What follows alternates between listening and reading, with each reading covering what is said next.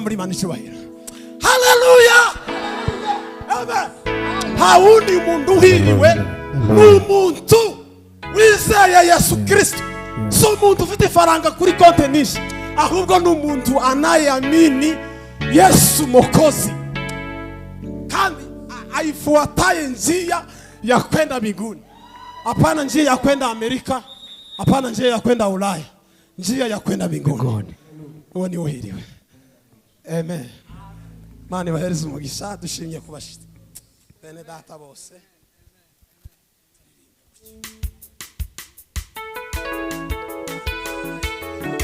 Ni Mungu Baba na Yesu Mwokozi. Heri mtu anayefuataye njia nzuri nayo. Heri mtu anayeamini njia nzuri nayo. Heri mtu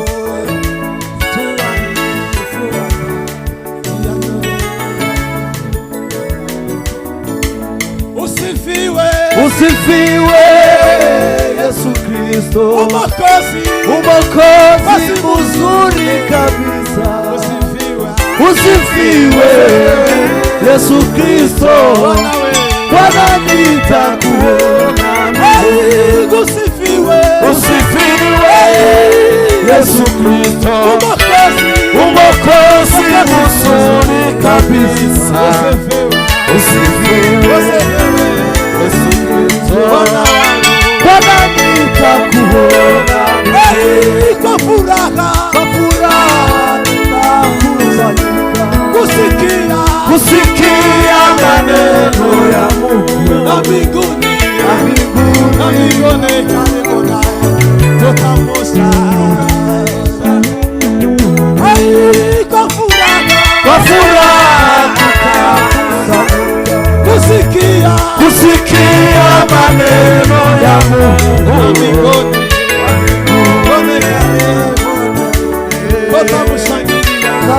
tamushangilia Mwokozi. Usifiwe Yesu Kristo, Mwokozi mzuri kabisa. Usifiwe Yesu Kristo, Bwana nitakuona.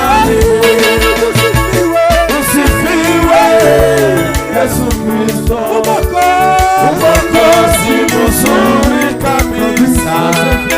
Usifiwe Yesu Kristo, Bwana nitakuona.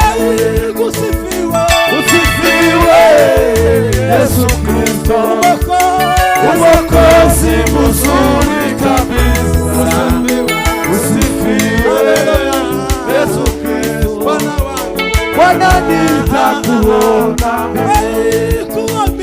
Kuamini pasipo kuona inafaa katika safari.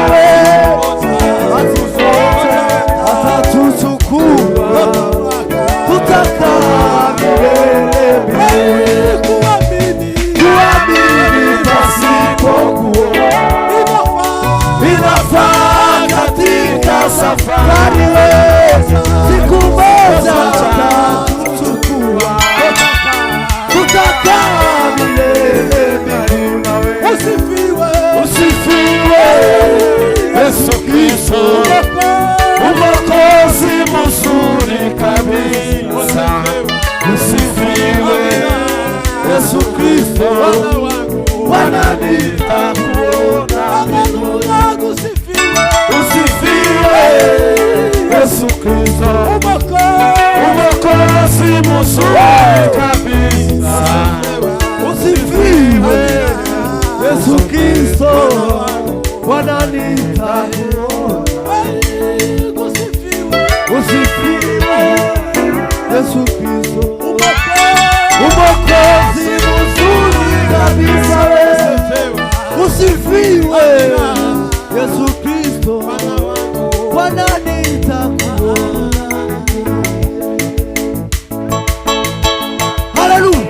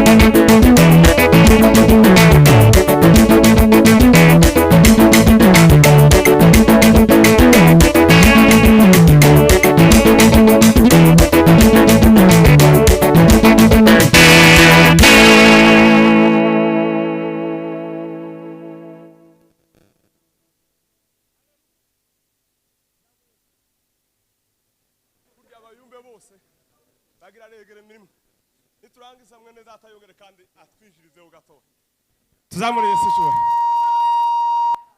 twese tugira regere mimwe ufata twishize hamwe cyo bicahe habe n'ikiriya hasi twogifata twishize hamwe gusa tuzamuriye sisho rero niturangiza bongere batwongere kandi amaze tuze kumva ijambo rya nyiri murimo Pastor arakoze Aroni Nyabushosha agize neza tuzamuye icubahiro turangiza tuze kumva kandi bongere batwongere haleluya haleluya haleluya haleluya twongere kandi muziko bano bantu bagiye kudukorera semene amen haleluya kubera ko turakenangwa kandi kose gatambuke bagiye gusengera mbarara kubwira ijambo semene amen ngira ngo numusibe Imana yaravuze kubera ko turi kumwe n'abashitsi basengera ico kintu haleluya Imana yaravuze ngo dusengere abantu bazi hano hirya ya Nyakizi haba ahantu habicuza ngo abantu basigaye baje kuharaguriza Imana zibigirwa Imana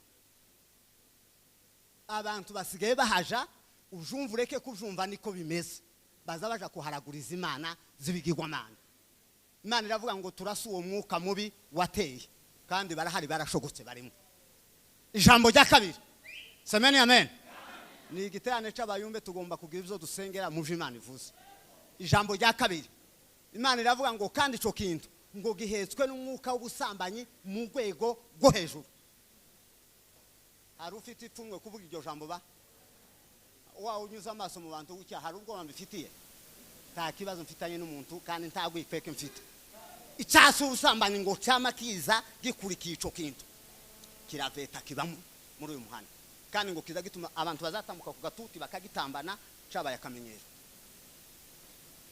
dushambure ico kintu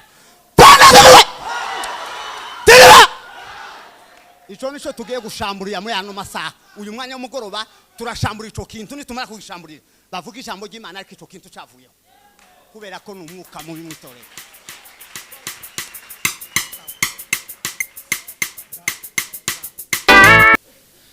hariho bimwe bitari bikwiye gusengerwa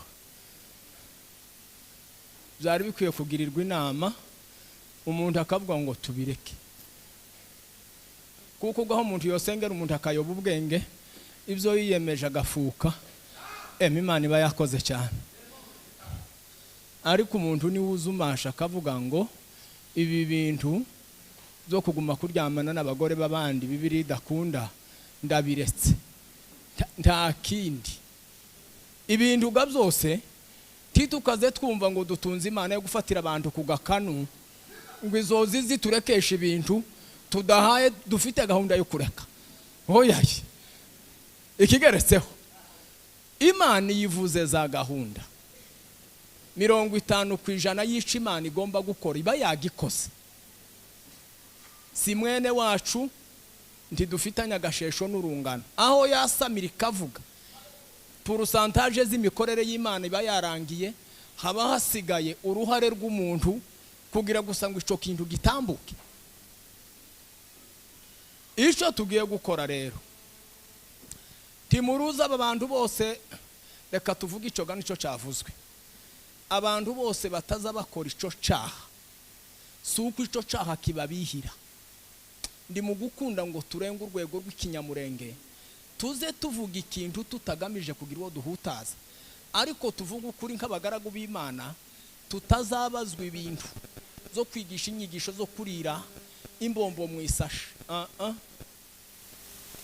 Munaturebe guko tumeze muri iki gihe, tiduhaye tubwiriza za nyigisho zo kwikunguta ngo ariho abantu babereka ngo bamenye ibintu byinshi. Sinaco gikenewe kubimenya, se icyangombwa kwari nko kubikurikiza. Dore cyo dukora, tugiye kubwira Imana ngo igufashe. Aba bose babiretse bagira kamere ikunda ibyaha, ariko bafashe umupango baravuga ngo nubwo imibiri yacu ikunda ibyo, ubwo Imana itabikunda reka tubireke. Nta kindi bakoze. Icyo tugira ngo tugufashe, nutabireka ntibazokureka. Reka nkubwira amakuru, nutabireka ngo uvuge ngo ndabiretse ntibazokureka. Ni mu gahangaga byanditse n'umwuka. Muzamugira ngo ikiza gituma umugabo muri aba bagabo bose iwe haciye ngo umugore aramugushije, aho aciye ngo abagore baramugushije. Muzamugira ngo iwe ntiyabyawe na se na nyina cyangwa ari mukundi. N'urwandiko rw'umwuka yashize mu gahanga rwo kubwira abantu ngo nimuzoza mumbona muze mumenya ko nkunda ibi bintu. Abandi dufatikanije babikunda ntimukanceho nyamuneka, dore turafatanije. Nico gituma yacaha ngo baramugushije, yacaha ngo baramugushije. Baza bakugusha gute ko bataza bagusha abandi? N'abagore nuko uza wambara nk'abandi ukisiga nk'abandi, robine uza wogeraho n'irya abandi babaho, ariko urwandiko ruracari mu gahanga rutuma bose bakumenya. Aho uciye atoya yaba mubareke naba mubareke, uriya kundi ibyo bintu dore biranditse. Tugiye guhanagura bene izo nzandiko. Abaroma igice cya 8. Bwana sifiwe. Bibiliya ni kwivuga ngo itegeko ry'umwuka utanga ubugingo ryatubatuye mu mategeko yese y'ibyaha n'urupfu. Pawulo yaravuze ngo ndagowe. Iri tegeko ry'ibyaha n'urupfu niryo rijya rituma nkora ibyo ndashaka gukora. Nagambirira ibyiza ibibi bikantanga imbere. Ni ukuvuga ngo hari ibyo dukunze ariko tudafite imbaraga zo kubikira. Reka nkwereke uko bazababikira. Ni ugukirijwe rya Satani rikubwira ngo sinoba ngikize. Bubu burozi, bubu busambanyi, bubu jewe nanyoye akanyanga karandyohera kuruta amata. Mureke mbabwira amakuru ntiyagira useka. Nanga abantu baseka batarumva ibyo mpaye mvuga. Noneho akanyanga karandyohera, nazaga nkanywa nkumva na malaria kize n'ibintu biragiye. Ariko ngo buca umunsi umwe ndasindamera nabi. Mbwira umugore nabo turi kumwe, nta pasiteri sinakijijwe sinabatijwe. Nama mbabwira ngo kuva none sinzosura kunywa akanyanga. Kuva uwo munsi nocumbika mu iduka ry'akanyanga sinkikibuka ko kaza karyo. Nutareka tibazokureka. Bakuriho ngakurya kumuheto w'intwari zizi guhiga abanzi. Nutareka mu mutima urava hano barakuraraho. Reka nkubwira amakuru, nudafata umwanzuro ntawe uzogufatira.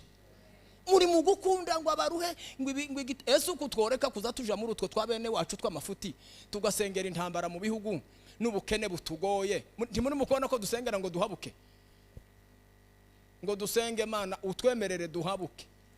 Kuriya ganiki nuko dufite ibintu byatugoye tutarabonera igisubizo. Uko twosenga Imana ngo tanga umugishi wacu, yotanga umugishi uruta muri Amerika. Wowe hakunda wowe hishimira. Reka ndeke gutinda, turaza kuvuga. Tugiye gusura gutamba. Kandi ubwo byaje mu rwego rw'umwuka atari umuntu wabitekereje, bikaba byavuzwe ngo ni umwuka ukoresha abantu ijo. Tugiye gusibangatanya uwo mwuka. Tugiye kukura. usubire ucurange buke ugende buke amaze nitumara tunezerwe kandi namwe mwabantu mwe mwishaye mwahwereye n'ubwoba mufite ubwoba butangaje niki kizagitera ubwoba ndacu umutima uvuze kurahiye ukuri kw'Imana wofata umwanzuro wo kureka kijya cakugoye simbabwiye ngo narose akanyanga naje gusigara mfatwa mu buyumbe mfatwa n'ibindi nyuma akanyanga ntacibuka ko kabaho wovuga ngo ndaretse niyinga twokwama dusoma mu gahanga tukama tuvuga ngo nukuri naka yararetse twobimenya niyinga byo kwisha gute haho ntibzogeza niyinga abantu bataramenya ko waretse ngaho gira